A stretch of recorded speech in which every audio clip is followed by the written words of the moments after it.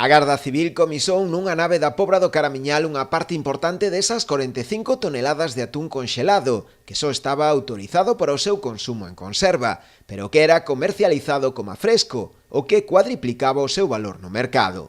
A macrooperación denominada Atunali levouse a cabo tamén en varias provincias españolas, entre elas Alacante, Murcia e Barcelona. No foco das investigacións un total de 4 persoas, entre as que se atopa tamén un empresario pobrense.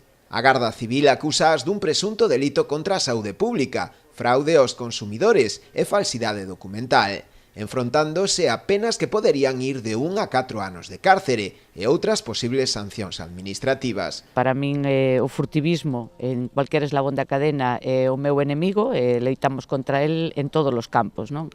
E unha forma tamén de facer furtivismo é precisamente intentando facer fraudes no consumo e, polo tanto, pois eu rexeito todas estas prácticas que tamén, como no caso do furtivismo das playas, pois poñen en dúbida a imaxe dos produtos de excelente calidade que se fan en Galicia, donde a inmensa maioría dos profesionais traballan dunha forma correcta e así o acreditan todas as auditorías que nos teñen feito dende a Unión Europea.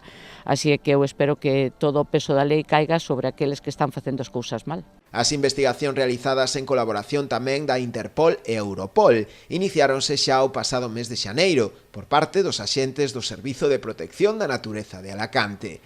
A operación segue aberta e non se descartan novas detencións.